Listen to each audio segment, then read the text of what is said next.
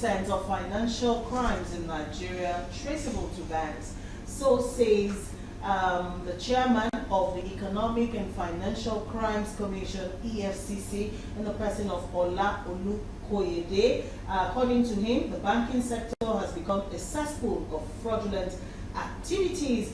And according to him, I quote, broadly speaking, banking fraud in Nigeria is both inside and outside related. The inside related fraud comprises outright selling of customers' deposits, authorizing loan facilities, forgery, and several other kinds of unhealthy and criminal practices. The outsider-related ones include hacking, ATM fraud, conspiracy, amongst others. And then the absurd one is when both collaborate. That is collaboration among the bankers and the outsiders. That one is the one that's really absurd, because when you do that, that means you're selling out the system. It is estimated that about 70% of financial crimes in Nigeria are traceable to the banking sector, and this scenario is disturbing and unacceptable. End of quote. That's according to the EFCC chairman. All right, now let's relate that with, experiences by Nigerians that has been put online, on this story. People asking questions as to how can they have money in the bank and it disappears overnight, and then the bankers tell you they don't know what happened. All right. Meanwhile, they put up all kinds of security interface for you even to access your account in the first place. How come somebody who's not even the owner of the account can now access, go past all the security, whatever you put in place, and hack into my account, get my money, and then they don't know anything? A lot of questions are online, but then let me talk to you, Mr. Shopito. You've been in the banking sector for years and all. Perhaps you can tell us how this works? Well, and if or not the statement by the EFCC chairman is true or not. Good. I like that question because there are two issues there. Okay. There's the statement by the EFCC chairman and him saying 70% of financial crimes in Nigeria are attributable to banks. So for me, the question is, what does it mean? He needs to define financial crimes. Because if you say financial crimes, the embezzlement that happens in the ministry, the 40 billion naira that Shadia Umar and her accomplice in the Ministry of Humanitarian Affairs, is that a financial crime? That's a question we need to answer. Because if it is, then that statement is inaccurate. Okay. Because these are financial crimes. The EFCC is after those people. It's still under their purview. Yeah. So fraud in public service, embezzlement and corruption in public service are financial crimes as well. And those are not perpetrated by bankers. They may be facilitated by bankers. Yeah. And that's another thing again that we also need to look at. Okay. But to say 70% of financial crimes, I think, is misleading. It seems to create the impression that banks are responsible for all of everything that is happening in the country. That's the literal interpretation of what he's saying. And it's a dangerous statement to make coming from the EFCC chairman, because what you do not want is to create a crisis of confidence in the banking sector and to create a situation where people demonize banks. You see, in the wake of the death of my former boss, Albert Wigwe, there was a lot of talk, anti-banking talk, that happened. And I was worried because I thought that this was a dangerous trend. If there is any opportunity for people to vent their anger, they will take it out on the banks. And it may be unjustified. So I think that statement from the EFCC boss is a bit loose. It's too generic. It's like you're just sweeping a lot of things under one brush. So he should have been a bit more specific about financial crimes in the banking sector. If you now say that, then we can now come back to the second part of the question, which is the horror show that banking may have become in today's Nigeria. The fact that somebody will call you, somebody calls you, a random stranger, he claims to be calling from your bank. He has your account number, he has full name, address, your full name. They'll quote it to you. They'll quote your address, your residential address. They know your phone number. They know your full name. They appear to know your BVN. They know your account number. They are now asking you for some code so that they can put it all together and now wipe you out. How does that happen? So clearly, it's impossible for anybody to gain that kind of access to the database of banks without pollution. Now, I know the amount of money and investment that goes into the infrastructure, the security infrastructure for banks. You know, because it's a financial institution, we are moving billions of naira in money per day. One click of a button by an insider can wipe out a bank. I've seen this happen.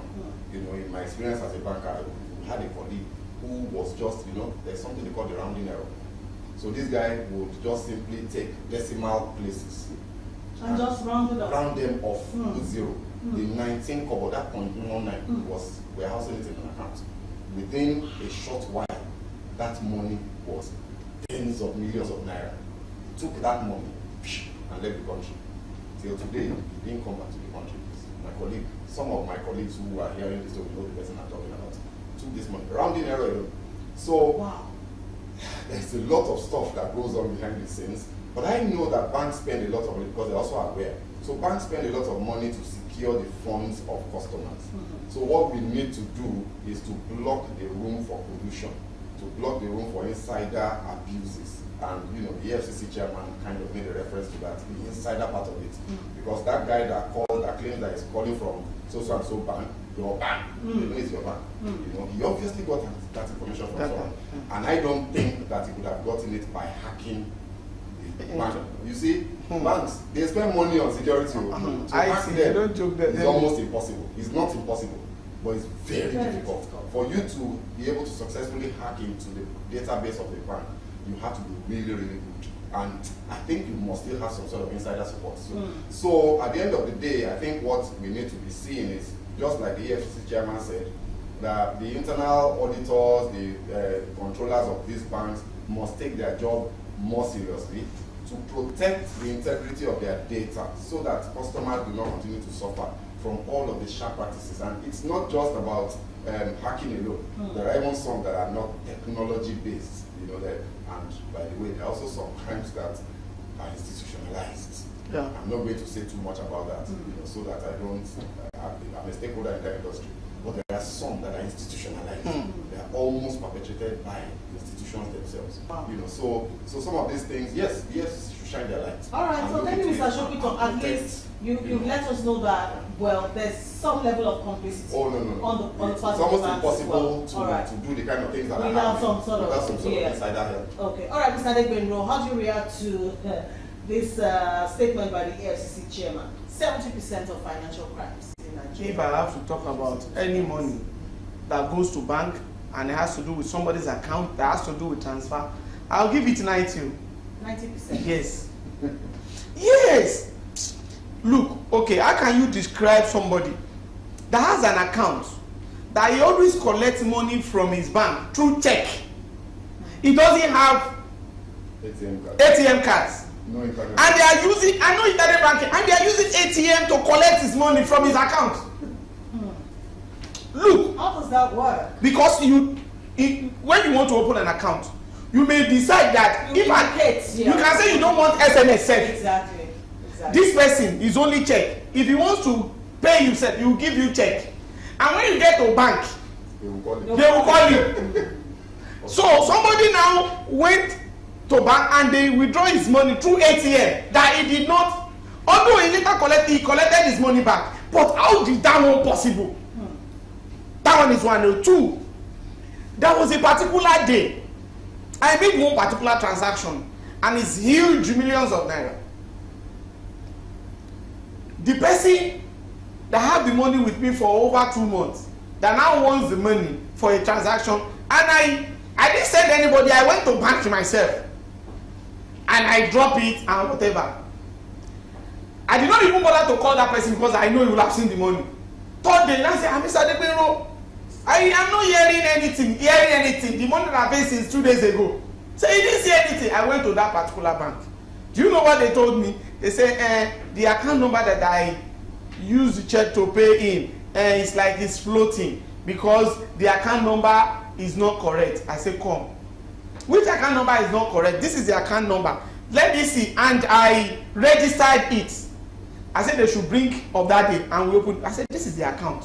Go and check the account I filled and we check it the same thing. Where is it floating to? I said, you people, if that money did not yet go in that person's account, I will not live here. And that was it. So if you look at it critically, one, there are some certain bankers. They are just in that offices to steal and nothing else. Two, there are some certain people, truly, banks spend a lot of money on the issue of security. They don't joke with their IT. They don't joke with it. That's why you see, the way you normally see some people in the banking hall, they are not the highest paid though. Go to the IT. How much is the entrance salary of those guys in IT? Small guys. Compared to the one that will be on top of counter, be bullying as if he has money. Because they know that is the engine room of that particular business. So it is a high time. All those conduct inside the recipe, all those bad eggs. Because if we don't have sanctity in our banks, where are we going to take in our money to go? So that is another. Then EFCC also, if they have to recruit more, they should recruit more. And they should focus majorly on banks. I'm telling you, how will you describe that you go to a supermarket, you will pay. They will now tell you if the money did not drop, and they will now say go to your bank. How that was possible? Or somebody travel abroad and he left like 2 million naira. Before he come back after 6 months, about 50,000 naira has been withdrawn there. It's not a current account, a savings account. What is the charges? And the person did not collect anything. From deduction. And they should now give the charges. Let us calculate the charges. That will not be 50,000 naira in 6 months. There's a particular bank. If I mention the color, everybody will know that is notorious for that. Everybody knows that bank. If you have 200,000 in that. Even if you open your app like this, they will charge you. After 2 months. If you close it, they will charge you.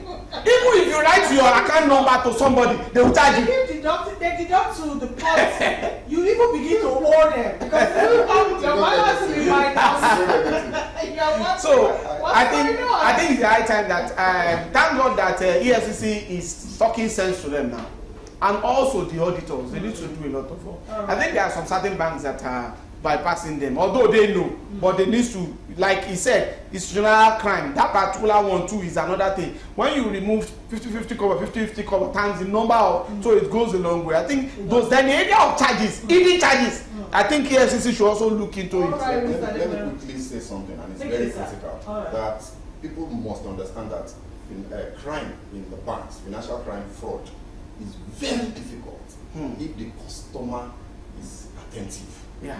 Please, this is so important. Pay attention. Pay attention to what's happening. If you receive a call, don't just, once you hear his money or meeting, pay attention, leave what you are doing and focus. A lot of the crimes that happen, people prey on our carelessness. People leave their PIN numbers carelessly. People leave their passwords carelessly. People leave their account number and their BVN carelessly. Just be more conscious and be more careful. You will make it significantly more, not impossible, but significantly more difficult for criminals to take advantage of you. All right, thank you everyone. Well, the EFCC boss has called on relevant authorities and professionals to address the issues of fraudulent practices in the banking sector. I mean, the banks used to be the safest place, you know, to put your money. But these days, you don't even know because anybody can just access your account, you know, and then you're wiped out, and then, you know. But then thank God, like you said, that the EFCC, they are finally beaming their searchlights on that sector, and we hope that the right thing will be done. You know,